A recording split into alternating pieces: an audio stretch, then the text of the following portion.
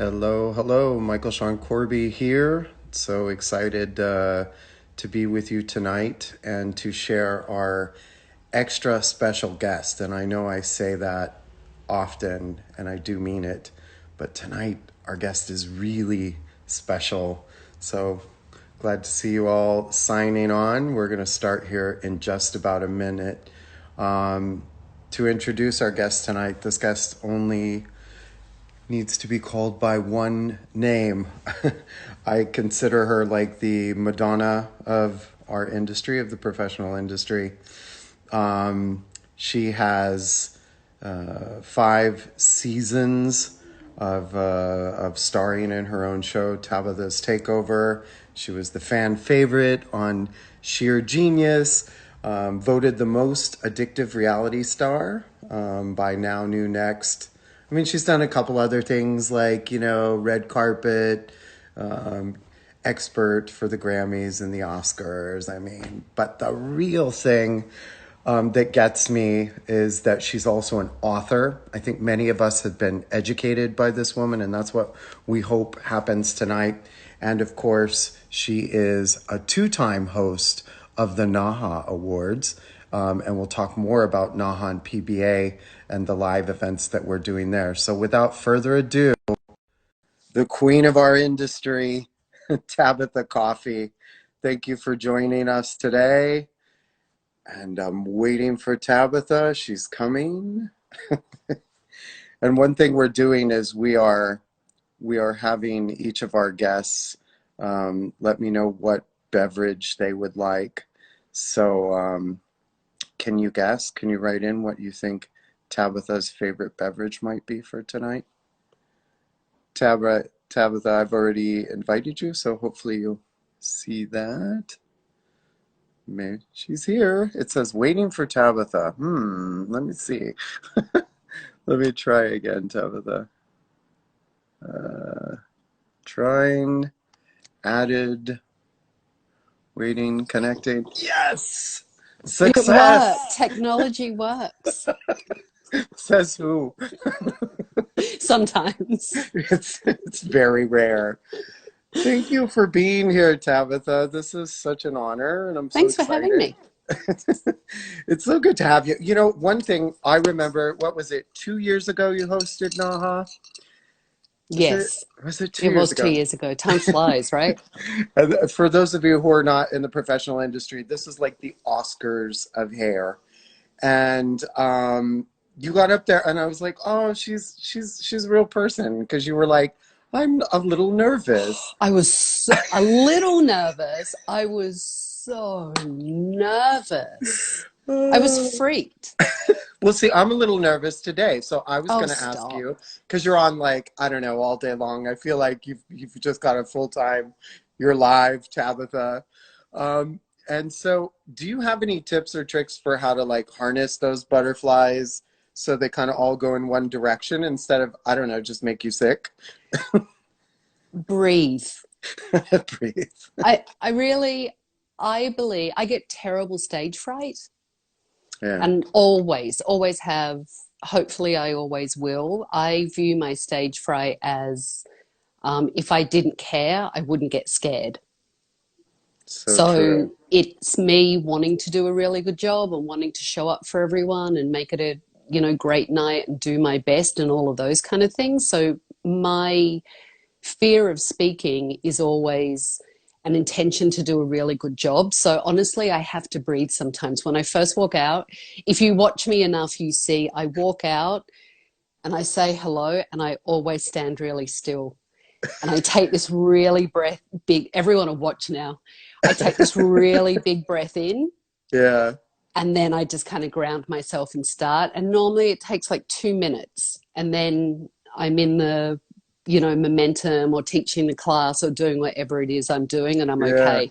God help me if if it's a quick hit, because then I'm like, what happened? What happened? I love that.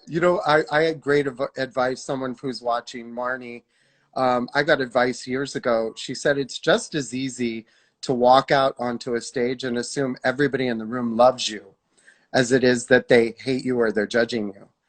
And so I consciously think of feel the love, look for the love in the room. Um, it's usually there.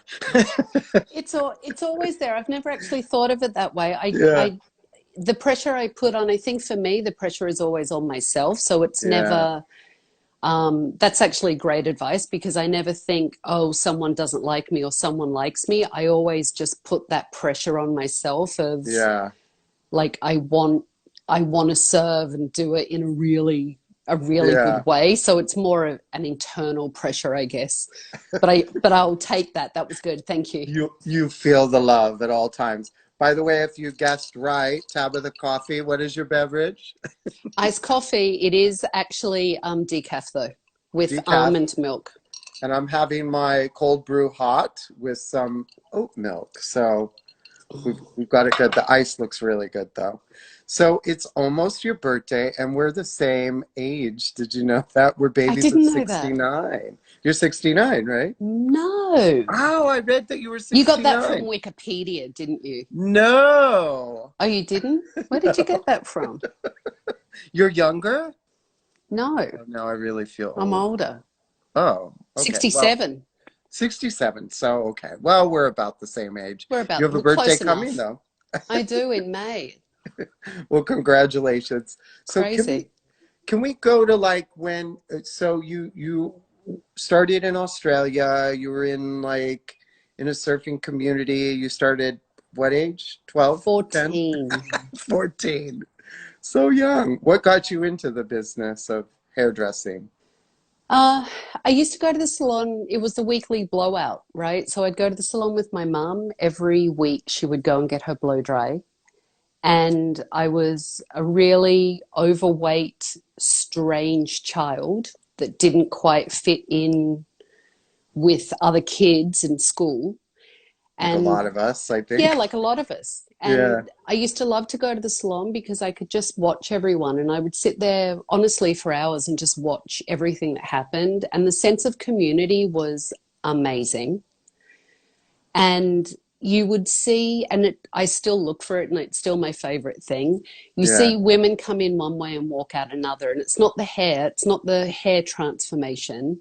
It is this recognition that women look at themselves in the mirror in this way, and there's a glint in their eye and a little smile on their lips, and they sit up a Yeah. little straighter and a little wiggle because they Yeah. feel really good about themselves. Yeah. And that's a hairdresser that does that. And it was really, as a kid, it was really, really powerful to see that. I would look for those moments, and it really had nothing to do about the hair, actually. Yeah. It was just this transformation in the people that were coming in and out. And I just felt such a strong sense of community in salons, and hairdressers were rock stars. My Yeah. mother's hairdresser was a rock star, and he was out there for the time, Yeah. and everyone loved him and accepted him and appreciated him. And I fell in love with it. I just wanted in. Oh, I love it. It is very, now that you say it that way, it is a very human thing, right? Like they come in, they connect with their stylist, they might be feeling down, but they leave feeling so good and they think about going there for days, if not weeks, if not a month, and they save up. It really is something so special. Yeah, it's this just amazing connection that we have. And I think sometimes we don't mean to forget it. I just think we get busy, right? We just get Yeah, busy and we're working, and we actually forget the impact we have on our clients and our community, yeah, and how important we really are and how much we impact them. I mean, we're there for pretty much every big special event in their lives, we're there for. yeah. You know, they I, come to us to get married or to go to a birthday party or to go on a first date or a job interview, or sometimes, I mean, I've done, you know, funeral hair as well. yeah, We're kind of there for that. Me too, right? We're there for these big occasions, yeah, even though that one I'd prefer to skip. But yeah, me too. it's like it's yeah, we're a big deal. Yeah, no, and I think thank you for mentioning that because I think a lot of people are really feeling disconnected. The immediate is from the finances and the camaraderie of the salon, but I think you've really pointed out a deeper connection and probably what we're really missing right now. Yeah, I wrote something. I write. It's just it's cathartic for me. It's a way for me to get things out. And I've wanted to do something for a while, just while everyone's going through this. And I've been trying to work out the best way to actually do it and put it in a process. Yeah, So I was writing the other day, and I think the word non-essential really messes with everyone. It it yeah, makes us feel devalued and not valuable. And yeah, I understand the word and I understand the meaning, and I agree at the moment. Um, it's probably not the best thing to maybe come into us until everything is safe and we can be safe and our clients can be safe and all of those kind of things. But yeah, I think that word and hearing it over and over again, when you compound it with not being in the business, not seeing our clients, missing that connection, it makes us feel like we're not essential in a big picture. And we right. really are, right? We may not be Absolutely. essential in this moment in time, but in a big picture, we're really essential and our clients really miss us. And I know they can't wait to come back to us because so many of them write to me and talk about how much they miss their hairdresser. It's just, I think that Yeah, word has played on a lot of people's psyche. yeah. And I think, aren't we kind of blessed that we're in these times when you could FaceTime with your hairdresser just to Oh, God. see their face or that client? I mean, imagine if this was 20, 30 years ago. You'd be writing them a letter and hoping Oh they my God, stick even around and 10 wait years for you, ago, you right? Even know? 10 years ago, we didn't have the technology to FaceTime or to connect through social media, Yeah, or even just for us. We can still keep our hand going and our mind in the game from all the great education that we're seeing online and from conversations like we're having, and yeah, reaching out to other industry people so we still feel connected. If yeah. we didn't have the technology, it would just be disastrous in every level. I agree. And the last thing you want is a disastrous from Tabitha. That is Oh, that is the kiss of death. horrible.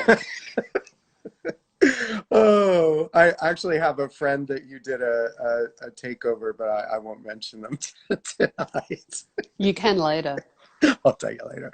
Um, so I think a big part of where you got the skill about advising, and it started in hairdressers and salons, and then it went to restaurants and anywhere really, or any situation. But I think it started with the way you were trained. So you moved to London to be trained, or I did. So in Australia, when I did my apprenticeship a million years ago, it was a 4 year training. So it took 4 years to become a behind the chair hairdresser. So it was wow, really different to how it is now. We weren't actually allowed to do clients, like paying clients on our own, until we were a senior, until our 4th year. So we'd okay, already done like 3 full years of our apprenticeship before we were amazing, allowed to touch a client. And I worked for two ex-Sassoon hairdressers. okay, One was English and the other Australian.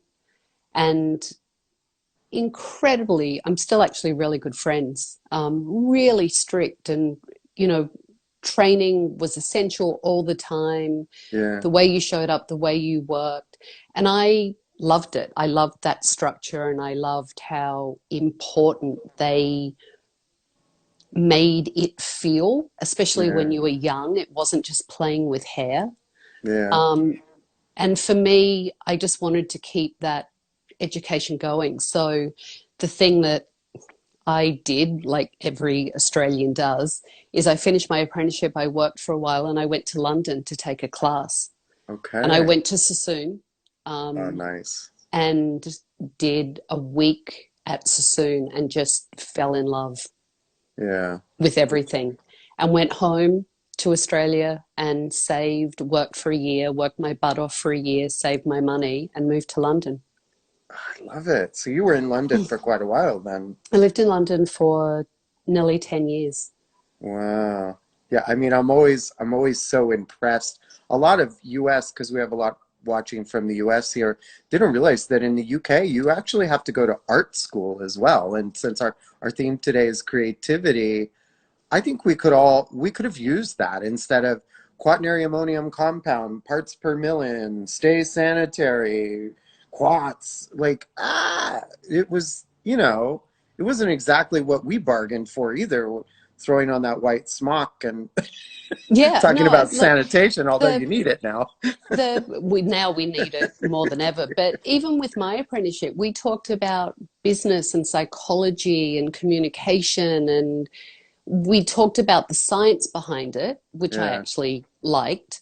But we nice. talked about the business aspect of it and the communication part and the psychology of communication and all the different things that went into it. Yeah, And I know it's something that everyone seems to struggle with at the moment. A lot of people are talking about is keeping that creativity or trying to find it because they don't feel necessarily creative at the moment, yeah, right? yeah. Well, I think part of it is so many people are just buried in their Netflix right now, and it's like, okay, maybe break it up. Maybe grab a book, grab a magazine. And then go back to Netflix You're or like, watch me, I've watch binge old watched, reruns. yeah, I watched Tabatha reruns. I forgot to mention producer.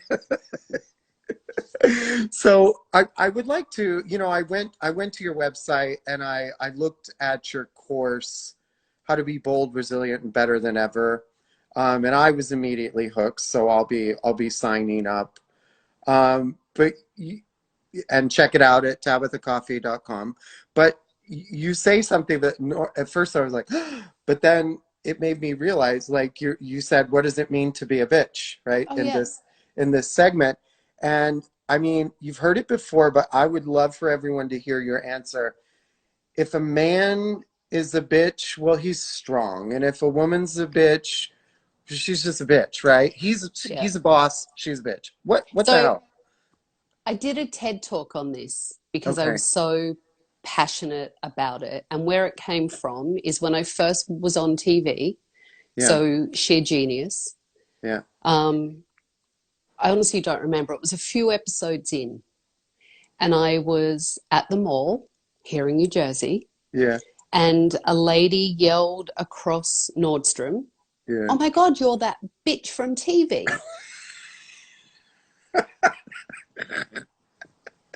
Didn't go over well, Thanks. but I just kind of kept going. And it kept Oh happening. And gosh. it honestly happened a lot. It wasn't just a one of where someone went, "Oh my God, you're that bitch from TV." It was a regular thing that kept happening. And I kept thinking, you could say so many things about me. I'm blonde, I'm Yeah. Australian. There were so many, I'm a hairdresser. There's so many Yeah. different things you could pull out, but everyone just kept going, "You're that bitch from TV." And it was really, I know everyone thinks I'm really stone cold hard, and I am Yeah. in some things, but I'm also a feeling, breathing human being. It was really devastating to me that people just kept calling me a bitch and they didn't know me.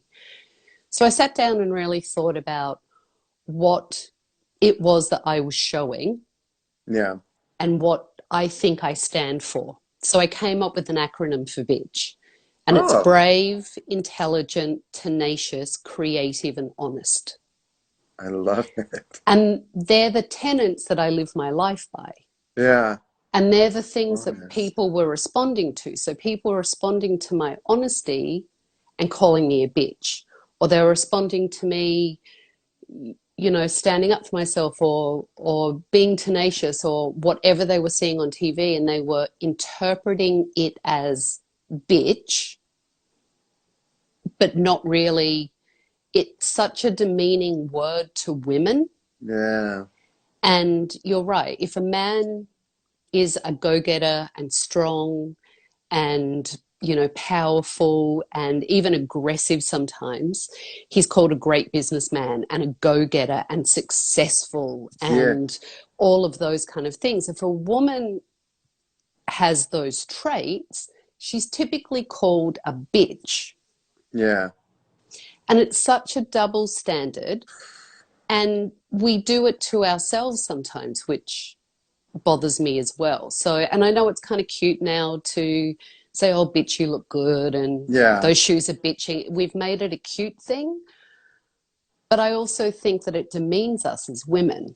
Uh, And I talked about in my talk that we need to put gain over gossip uh, and use different words to each other, because the more we keep going, oh, she's such a bitch, right. then the more it reflects back onto us.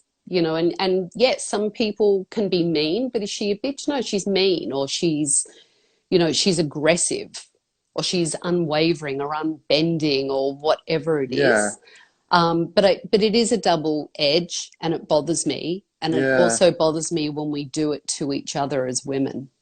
Yeah, because I've seen a lot of that in the salon culture where it's like I would hire someone new and then someone would say, she just looks like a bitch to me. And you're like, well, you haven't even spoken to her yet. I don't know. She Yep. had that look on her face. Well, Yep. maybe it's the way she did her eye makeup that day. Like, what do you mean she had that look on her And face? I mean, I get that as well. That's why I talk about it a lot, because I know I'm not the only one. I know a lot of women get it. And Yeah. since I wrote about it, um, and I've done a couple of different talks around that area, people will come up and say, I get called a bitch all the time. Thank you for changing that meaning. Thank you for giving me something that feels more empowering Yeah. than the demeaning way it was said to me, because I can get on board with your acronym Yeah. because I feel like I'm those things. So Yeah. now when people say you're a bitch, I just smile and say, thank you. Yes, I am. It it's kind of like your version of nasty woman, right? Like it's like, A okay, hundred percent. Yeah. I'll be your nasty Yeah. woman. So also, and I'm not trying to give away your entire course because again, I will take it. But you also mentioned figuring out who you are and learning how to present yourself to the world. Is that all part of it? Like don't let them decide by calling you names Yeah, I or think we have these narratives that we live based on what we're told, yeah, right? So sometimes they're imposed on us by family, or even well intentioned, right? This is what you should be. This is what you should do. This is how a girl acts. This is how what boys do, right? right. We get all of that stuff that is imposed onto us, and then it becomes our narrative. Or we think we have to act a certain way because if we do stand up for ourselves, we get called a bitch. So then we start to water ourselves down and Right. change our values and what we believe in. The problem is that it then changes ourselves and we don't feel authentic and we don't feel who we are. Yeah. So I talk about looking at that narrative and finding out who are you. And to me, it has nothing to do with I'm a hairdresser and I'm a woman and I'm, this and I'm that. It has to do with what makes me me in the qualities and the traits of a human being. That's Okay. how we should be judged, right? Not that Absolutely. we're 110 pound or we're wearing this or we do that. We should be judged on our qualities as a human and how you show up. Yeah. And that's what I get people to look at so that they can drop all that superfluous crap and really look at, who are they? Yeah. And what have they been told about themselves that just doesn't feel correct and authentic for them? And how can they change that narrative and start to live in a more authentic way, in Yeah. a value system that is actually their value, not self-imposed? And it sounds so honest. I love it. So I have a few questions here. And if you have questions for Tabitha, put them in the question mark box because I am blind and I will not see it otherwise. So you mind if we take a couple questions, Yeah, of Tabitha? course. Okay. So, Adam, oh, hey, Adam. Speaking of great work hairdressers do, Tabitha, can you talk about your experiences with Hair Aid? Oh my God, it's amazing. So, Hair Aid is a charity started in Australia. It's 10 years young. Okay. Selena is the CEO and founder of Hair Aid. And Hair Aid takes groups of hairdressers and goes into critical poverty countries and teaches the skill of cutting hair. It's not to make them a hairdresser. It's literally going in. I have worked in rubbish dumps, I've worked on railroad tracks, Wow. I've worked, and we all have.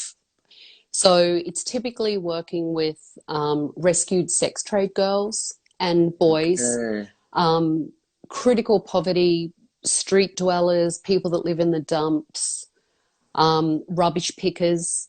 Yeah. And it teaches them the skill of how to cut hair. And then at the end of it, they're gifted a kit so they can actually go out and start their own business. And as crazy as it sounds, Yeah. that you're teaching how to cut hair to people that are incredibly poor, for a rubbish picker, they have to get however many pound of rubbish a day, right? So that means Yeah. collecting the plastic bottles, or sometimes it's just the screw caps or whatever it is that they have to collect. And Okay. it's pounds of it. And they get like $1 for 2, 3 pound of trash. If they cut hair, they can actually do a haircut and people will pay for it, and they will pay $2 for a haircut so they can feed their family for a month. So over there, everything is, you buy a bag of rice, right? Yeah. And then you buy a little bit of meat if you can afford it, and it's typically in your hands, and some Yeah. vegetables, and you make food. If you cut hair and you can earn enough money, you can feed your family quite Yeah. well for a month without having to pick trash. Wow. So it's also different because you have that skill that if you were to go and work in a house, or if you were to take care of kids or something, you also have that skill that you can do a haircut. That means that you can earn more money in your paycheck. Okay. For rescued sex trade girls, it shows them that they can do something else besides being told that their body is the only thing of value that they have. Wow. And in certain countries like the Philippines, even if you are poor, little boys aren't allowed to go to school if their hair touches their collar. So they have to have short back and sides to go to school. And if they can't afford to go to a hairdresser, Yeah. then someone's just like literally hacking off hair with a whatever, right? A knife, or which I've seen, whatever. Wow. So when you teach communities how they can make this money and how they can do a haircut, they can go into their community and take care of people Mm-hmm. and cut hair and earn money and make a really good, honorable living. So that's what Hair Okay. Aid does. So we go into these communities. It depends on the country. Okay. There's anywhere from 20 hairdressers to 50 hairdressers go on a project, Wow. and it's 5 days, and we go through 5 basic haircuts, essentially. Um, we teach them everything from how to hold their scissors correctly, how to take care of their scissors. There's no, because again, critical poverty. So there's no running water often, there's no blow dryers, there's none of those things. Yeah. So you're literally just, water spray bottle and showing them how to cut hair. Yeah. Um, Oh, and that's so then they've got their amazing. kit. So it's really, for me, it was life changing. The first project that I went on, it was honestly life changing. It's just such an amazing organization. I can't wait to go back. It's If something. you want to check it out, go to hair. It's hair HAIR aid .org.au. Hair Aid. And a lot of people were asking how they can get involved. Colleen, maybe you can type that in the comments so others can see it. You as well, Adam. Someone from my creative team actually went, and I, I knew it was something special. Maybe it was in the Philippines, I believe he went. So he came back just a new man with a new tattoo. Like it was a Yeah, it's spiritual it's journey. really it's a spiritual journey. And it's not for everyone, and that's okay. Yeah, There are many other ways that you can help. It's really not everyone's cup of tea, and that it doesn't have to be everyone's cup of tea, right. but it really is a spiritual journey. I mean, the first time I went, it profoundly changed me. And Yeah, every time I've gone back, it has been the same thing. yeah. Sorry, some of these questions are coming back so small, they're so tiny. We do need to, they want to hear your acronym again. And Abby, yours is written really tiny. If it's bigger, I'll check it out again. Um, It's brave, yes, intelligent, tenacious, creative, and honest. and honest. So if anyone's quick at getting those, write those down, share them in the comments, so we can get those up. So I'm gonna move away from their questions for just a minute and go back to mine. We'll take a little more creativity. I mean, just if we didn't think you were an incredible woman before, we know it more and more from this interview. So thank you, Tabitha. But what is the most creative thing you would say you've done? You're now into writing, you've produced television. Is there something you would say is the most creative thing you've ever done? Listen, some days just getting up in the morning is the most creative thing I've ever done. Left foot, right I mean, foot. seriously, some days just like having having the tenacity to get out of bed and just face another day is the most creative thing I've done. Um, Chocolate almond milk today. I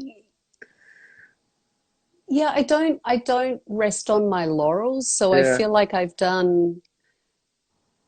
I mean, just like all of us, right? Or the majority yeah, of people that are listening, I've done a bunch of creative hair shows that I thought, oh, that yeah, was really amazing. I don't know where that idea came from, but that was amazing. Or yeah, sitting down to write a book, or even writing a class is a creative idea. yeah, Or cooking dinner, I can get yeah, creative. There's all these different things, but I don't think one thing stands out because I wouldn't let it stand out. yeah, It's not a benchmark, yeah, right? Being creative is a process. You just keep going with it, and it comes from all different things. yeah. I think I saw that on a TED Talk where it was like she talked to the author of Eat, Pray, Love. She talked about it, creativity being an energy, like a radio frequency that's Hmm. always flowing, and you can tap in or you can tap out, but I it's believe it's that. always there. Yeah, I Yeah, believe that, and I believe it comes from many different sources. So it isn't just doing hair if that's what you do. yeah, Creativity sometimes comes from doing nothing, from resting, from just really turning the world off and stopping all that noise and just doing nothing and listening to yourself. You can become really creative when you just kind of fall into yourself and go deep. yeah, Creative things start to come out because you allow them to. I don't think creativity is one thing. I think it's many things, and also how you look at things and how yeah. you allow yourself to kind of take the walls down a little bit. And also, for me, creativity is allowing yourself to fail, Yeah. because not that you will fail doesn't mean that it's necessary, but it may happen. If you're trying something new, if you're creating something new, doesn't matter if it's dinner, writing a book, or doing a haircut, right? If you're Right. creating something new, there is a learning curve, and there could be a different expectation from the one you have set for yourself. Right. And you have to allow that to evolve without judgment or without beating yourself up or saying, oh, I suck because I didn't nail it the first time, Yeah. right? You have to let it evolve without any kind of judgment and see where it takes you, because it's a process. Is there a point in that, where people are trying and they're being creative? Is there a point where you feel like you should move on? It's not happening with that craft. Maybe you should try another. Is there some point where you think it's just like, But or should you just keep trying? I think that's different to me. I think if it's a profession that you feel like you're not breaking through, Yeah. that to me sounds more like a passion or something that's holding you back, Yeah. right? And not breaking through. If it's trying to create something, sometimes it's walking away from it, right? And walking away. Look, we've all done it. We've all been in a haircut and we've been so in it, And I always say it's the last 5 minutes that kills you because you just keep going and going and going. And sometimes you kill the line or overdo Uh, it or work it too much, right? yeah. Sometimes it's that step back, walk away, look at it from a distance, readjust your eyes and walk back into it and go, oh, yeah, that's really good. I'm happy now. Yeah. Right. But when you're too close, you're not seeing the same vision to it. So now in these times when we are all literally too close, we're stuck in these four walls.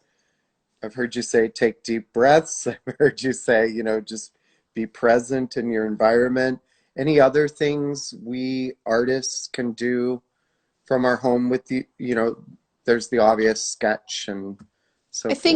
I think routine is really good, Hmm. right? There's comfort in routine. And none of this is routine for us. So everything that's happening is outside the norm. We're not going to work. We're not going outside. We're not doing our normal routine. So I think setting a routine and making a routine through it, whether Yeah. that be whatever that looks like for someone, right? For me, Yeah. it's I get up in the morning and I meditate, and that doesn't change. And Oh, that's I do nice. lives at 1 o'clock, and that doesn't change. So whatever that routine is, to kind of set a couple of benchmarks in there. Yeah. And I don't even mean be productive. I just mean have some kind of formalized routine that you feel you can keep moving towards is important. Hmm. Um, and I also think it's okay, and I've talked to a lot of people about this, it's okay to take permission to not really do anything. I think a lot of us are so busy in our businesses, maybe traveling for our job, doing hair shows, doing photo shoots. We do all the time, that it's Yeah. okay to actually take that step back and go, let me recharge a little bit. Let me reevaluate a little bit. I don't Yeah. need to be productive and pound it all the time. It's okay. And I Yeah. think that's really important as well. So important. I have a bunch of questions. Abby, I see you wrote in grandpa font, which I can see now. Thank you.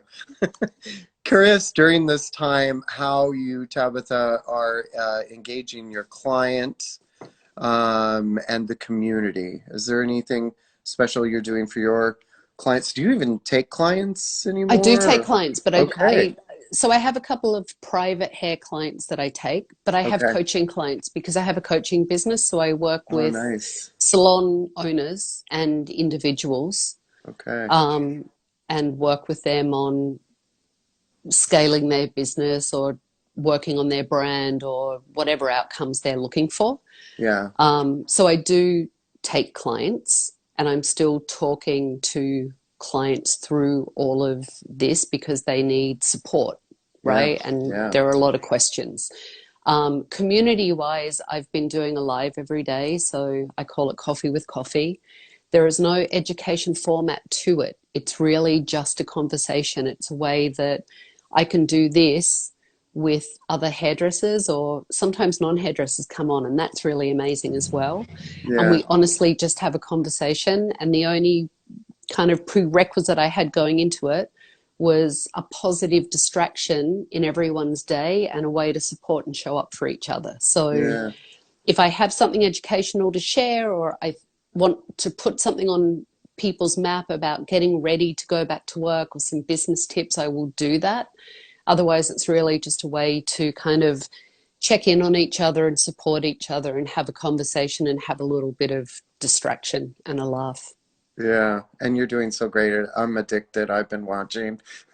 What's the and I forgot the name. I apologize. I'll try and read your name later, but the best piece of advice, because I think you gave us the best piece of advice was stop being so close, to get out of it, get away from it. I think that's beautiful. Was there some advice you were given that you see as just the nugget of it all advice when you were a In young life, Tabatha? Yeah, um, in life and hairdressing. God, uh, one of the best pieces of advice I got is someone told me to be like bamboo, because bamboo bends, but it never breaks. Ooh, So, the interpretation is to stay flexible because things Yeah. change, right? Yeah. Stuff happens in your business. We have a pandemic, and you have to stay flexible because if you're too rigid and too tight and structured, that can start to chip away at you and you don't know. So Yeah. it's always really stuck with me, especially in business, to flexible to me doesn't mean lazy. It doesn't mean not having structure or rules, but it's also allowing for change and Yeah. not being so rigid that you can be fluid and navigate where you need to navigate and shift and move where you need to shift and move, Yeah. instead of being so kind of structured and locked into one mindset or one way of doing things. Yeah. I mean, this is great advice. I'd say my most memorable advice was my grandpa many years ago. I used to be a kid who thought, well, they didn't ask me to play. They didn't ask if I wanted any. And he said, if you don't ask, you don't get. And I think about that often as the world is there if you're willing to step out and actually ask questions, ask for it. And I think too many people just keep it inside, like, oh, the answer will probably be no. But it is no unless you ask. And I think, I mean, to me, that's getting out of your own way, right? Yeah, Like we need to get out of our own way sometimes because we imagine, um, people do it all the time. We imagine a scenario and we build this fear, we build this picture of what it looks like, right? And yeah, people are going to laugh at me and they're going to judge me and the work's going to suck and this is going to happen and that's going to happen and I'll never be able to do it again, right? And we build yeah, this like picture and yeah, it's so descriptive and we believe it so much because we've painted our own movie, and most of the time the reality never comes to the right. picture we've painted in our head. Yeah, I know. But it stops us from moving forward because we've painted this whole, you know, picture of all of these things that will happen, that it paralyzes us instead of us thinking, you know, well, if that does happen, so what? Right? I can Right. try again, or let me try anyway. Um, Yeah, and we just stop ourselves in our tracks instead of getting out of our own way. yeah. Such good advice. Um, we have a lot of salon owners, and we've had a couple questions come through about getting back into business. Um, I'm not sure if you still have your salon in New Jersey, but if you do have a salon, I wanted to think about it this way. To you, Tabitha, what does the first day look like? What does month one look like? What does quarter one look like? I mean, is there a rollout to how we should be thinking about how we get back into this? Yeah, I believe so. I believe the rollout is kind of like what they're talking, the government's talking about a rollout looks like. It Yeah, it sounds like, and what I have talked to a lot of people about is we will need to wear masks, right? That is right. something that we will need to do. Sanitization, disinfection, washing hands, all of those kind of things are going to be really important. They're not things that we can kind of just pretend we do it, right, and pull that dirty brush out with a little bit of hair and just call it a day. We're From not going to 30 be able day to do quad. that anymore. We also have to think about in that first rollout the mindset of our client and keeping them comfortable, because even if we're busting to go back to work and get our hands in hair, our clients, we don't know what they've gone through. We don't know what losses they have endured. And we don't know how scared some people may be to come out, right? So we need to set it up. So it does look different. It looks like a mask. It Yeah. looks like asking clients to wash their hands when they first come in, but we're doing the same. Let's go wash our hands together, Okay. right? So that your Yeah. clients know. It's important for us. I talk about the theater of it, not to Yeah. make light of it, to let your clients know. We often do things as hairdressers behind the scenes. Yeah. Like we mix up our color and we hide in the back room and we do all of these things. We don't bring it out. We need to bring it out now. We need to bring out, here are the disinfection practices that we're practicing in our business to keep our clients safe. Here's what it looks like. I've encouraged everyone to reach out to their clients. When you come back in, here are the things that we will be doing as a business or as an individual to make sure that we keep you safe and keep our team safe. We're going to be asking you to wash your hands. We're going to be wearing a mask, right? It's not because Yeah. anyone's sick. It's to make sure that we're keeping you safe. Yeah. If you tell clients those things in advance, they're not going to be as nervous and scared when they first come in, right? Yeah. There could be social distancing depending on the state you're in. I mean, I'm in New Jersey, so it's bad here, like New Yeah. York, and they keep talking about even going into restaurants, taking tables out and splitting half of Right. the restaurant, right? So Right. it could mean that if we're tight in the salon, we can't have people as close together. We Yeah. should look at scheduling, right, to make sure that we actually have, we need to look at also in our time frame that when a client leaves, we have time to sanitize from client to client, Right. right? So we need to leave enough time, whether that's a 15-minute buffer or whatever it is, that we can sanitize when Betty leaves before Judy comes in. Yeah. I mean that. And look at clients sitting around. You know, if we have a hard time with timing, if we're not making appointments, if we are a walk-in in business, and I know a lot are, I have been talking about now might be the time to make appointments, or now might be the time to call ahead and say, you know, can I come in 10 minutes? Because you don't want a bunch of people sitting in the waiting room on top of each other. You don't want that crowd Yeah. anymore. So we need to Yeah. look at that control. And I think more automation as well. Yeah. So, you know, using our POS systems, getting clients, some clients, not this won't work for everyone, but for some clients, prepaying, right? For some clients, Money's paying while dirty. they're Yeah. sitting in the chair, Yeah. and automating more, again, to cut down on that contact time and to just keep everything flowing through much more. Split shifts, right? If we Yeah. did have to social distance in our business, what would that look like? We'll split a shift Yeah. Makes sense. and open earlier and stay open later, but just split the shift between staff so everyone is working and servicing their clients, but they're just doing it in different times so everything's not so crowded. Yeah. And so many are saying hi and they're watching the show. And hi, Sonia. Yes, you've got people watching the old episodes. Um, so many are asking like very granular questions about sanitation, and I'm not sure we're going to be able to go there today, folks, but I think a lot of that will be coming. One thing that I think could maybe encompass it is like there's going to be a, I don't know what other word to use, sophisticated professional way of doing this, and then there's going to be a way that isn't, right? With Yep. jugs of spray and Yep. making people feel dirty. And Yep. any advice to that? I mean, I feel like you gave so many good ones already So about I pay feel like, points and honestly, just hands down, the information from PBA yeah, and from Barbicide has been amazing.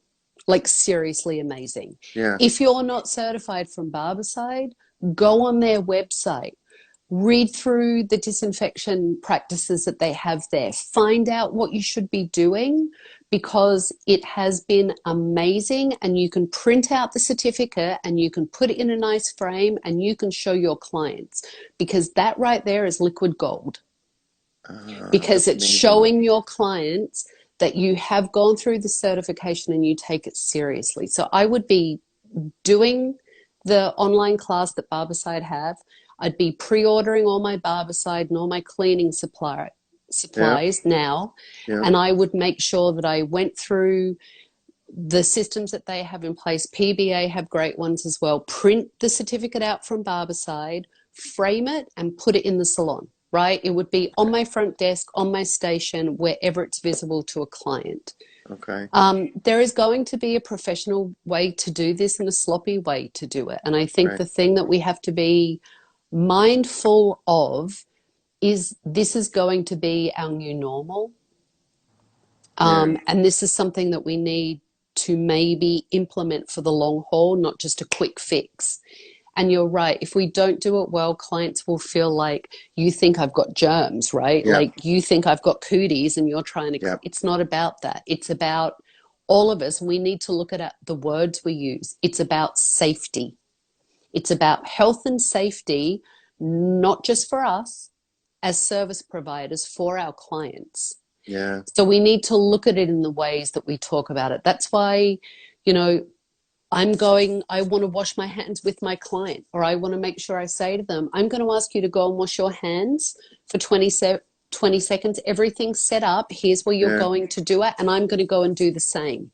Yeah. And Right? it, Making sure that they're seeing that you have wiped down that counter and it's sanitized, that you've wiped down, and they keep talking about high touch.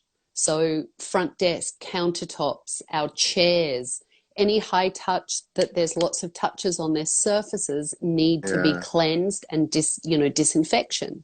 Yeah. And it's important to have those conversations with clients. But you're right, it's the way we do it. And for me, it is about, as much as we take our clients' beauty and Yeah. hair as an important factor, Yeah. health and safety is also an important factor for I us. And agree. that's why we're doing all these things. That's why we're wearing masks. And you know what? Because my pet peeve in life is when I go out now Yeah. and people have got their mask and it's pulled down here.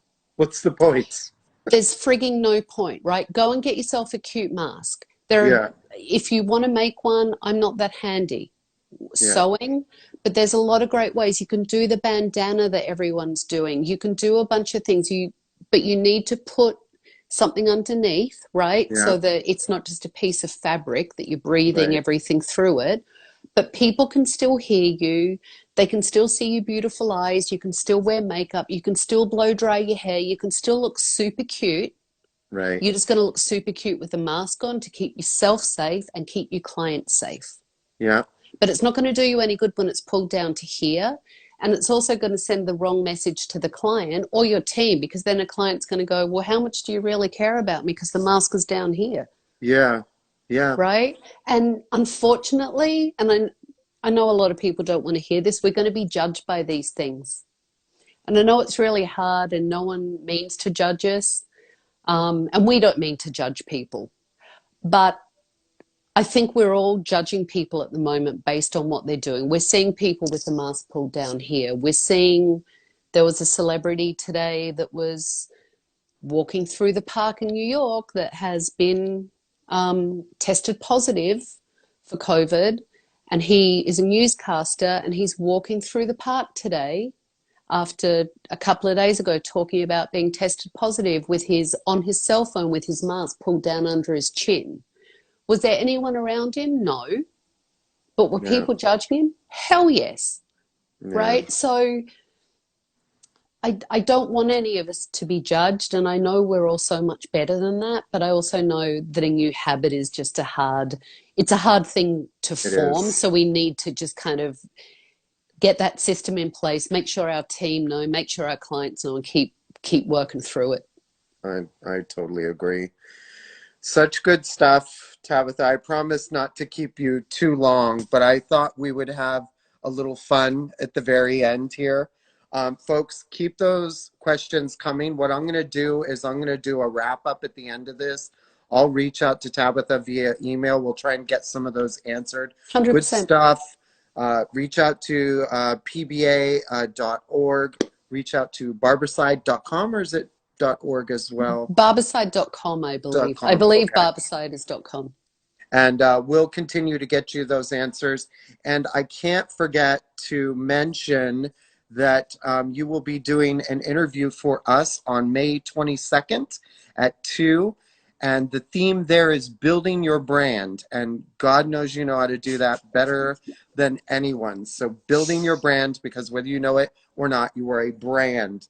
So here's a couple of this and that questions, Tabatha, in our last 5 or so minutes together before Instagram kicks us out. And if it does before I finish, I'll sign back in. So dimples or freckles? Ooh, They're both good.